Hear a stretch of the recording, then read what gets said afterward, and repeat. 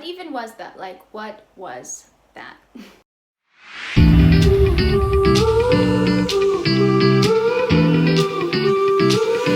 Hey guys, welcome back for another match review. Honestly, I'm gonna try my best to get through this, but I'm quite upset after the game. I feel pretty resigned. I was struggling to stay awake during the last 20 to 30 minutes of the game because Chelsea really never looked like getting back into it. And honestly, the score was 3-0, but it could have easily been 6 or 7 or 8-0 because Chelsea were that bad. It was just a disastrous performance all around. But before we get into the game, I have to ask you guys, please drop this video a like. I know that the topic isn't great, but if you like the video, please just give me a like, subscribe to my channel. It really means the world to me and helps me out a ton. And here's my Twitter and Instagram info in case you don't already follow me on there. Let's get into the game. Before the game, we knew that City had a couple of players out due to COVID, and a lot of people were getting ahead of themselves saying, oh, Chelsea have to win this game, it's a must-win game, they have 5 players out, whatever. I was never feeling that confident because City is still City. They're still going to be a tough opponent. Now we start the game, the first 10 minutes I was thinking, hey, we actually look pretty good. And we had control of the ball and I was thinking, wow, we actually look like the better team. Like we could go on to win this game.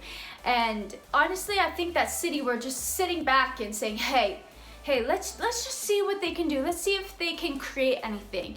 And then they just took it up a drive and we could not compete. We were not ready for it. It was just a complete shit show, to be honest. So that brings me into my first point. It was just a terrible team performance all around. Just absolutely dreadful. Looking at the first goal, Gundogan just didn't have anybody really closing down the space. He had a lot of time on the ball, and this goes into another point that the City front line between Kevin De Bruyne and Gundogan and Phil Foden and Raheem Sterling and everybody else, they were just interchanging so much that the center backs didn't know who to mark. They just looked so lost. They looked like a deer in the headlights, and they allowed these players so much time and space on the ball. So City get a first goal and we go 1-0 down.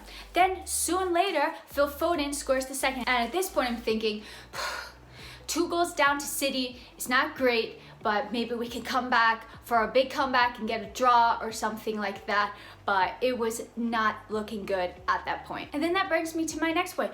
We just couldn't keep hold of the ball. We couldn't string passes together. We couldn't make an attack. At some point, City had over 80% of possession. And we know that they're going to have possession. And as a Chelsea side, we know that Chelsea like to have possession. But only 20% of possession and then not doing absolutely anything with it was just absolutely shocking to me. And then you have to think what Frank Lampard's tactics were going into this, because we know that City are very possession dominant side, and we need to change our tactics a bit to deal with that, because we know we're not going to be getting as much of the ball against a team like City. And then that brings me to one of the worst goals that I've ever witnessed watching Chelsea. Honestly, I could not believe what I saw. We have a free kick, we have all of the team forward, and then City have a counter-attack and equalize off of a counter-attack. Raheem Sterling almost scores. Kevin De Bruyne is there to slide it in. And keep in mind, this man has not scored from free play all season, so of course we knew he was gonna score against Chelsea. So that was just infuriating. 3-0 down at halftime. Honestly, it could have been 4 or 5. We were lucky not to concede more, and I was thinking, surely Frank must make some changes at halftime because this is not working. Halftime comes, no changes were made, and I was honestly really shocked because this team obviously wasn't working well. You need to change something. The midfield was getting completely overrun. N'Golo Kante was having a horrendous game. Kovacic was having a horrendous game as well. They were losing possession. They weren't good defensively. It was just, they were just getting so overrun. City were just slicing through them like butter. It was just way too easy for them. And then comes time to make the substitutions, and I was thinking, surely Timo Werner must be substituted because he has had a stinker of a game.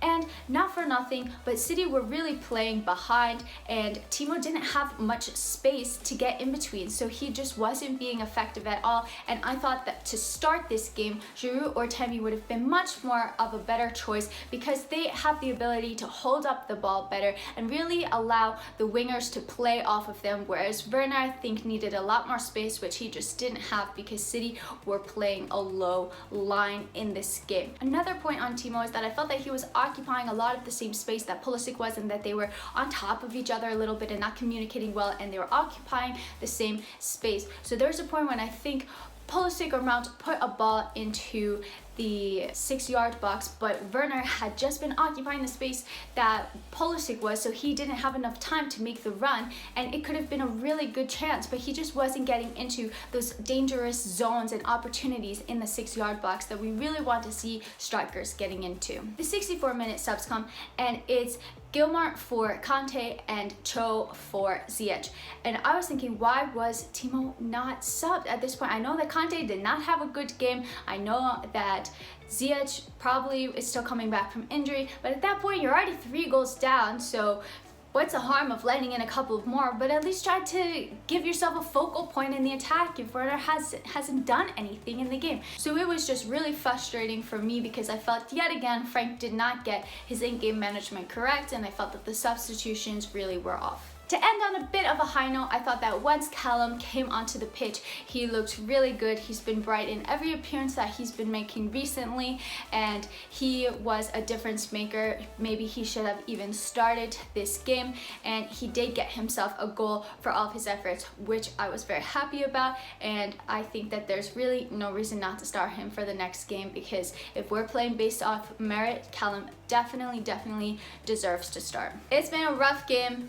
I'm just going to try to unwind now. City were never going to be easy, so I really wasn't expecting a massive win out of this game, but the team are just in such a slump right now. Chelsea really need to figure out what's going on. I'm not sure what the issue is, because it's the same team, the same formation that won all of those games and had that unbeaten streak, and now they just can't seem to win. So it's really an issue that needs to be sorted out quickly, because Chelsea are just dropping points like hotcakes, and we need to be getting top 4 this season, so needs to be sorted out soon. Hope you enjoyed this video. Drop it a like, subscribe to my channel, and I'll see you back for the next one.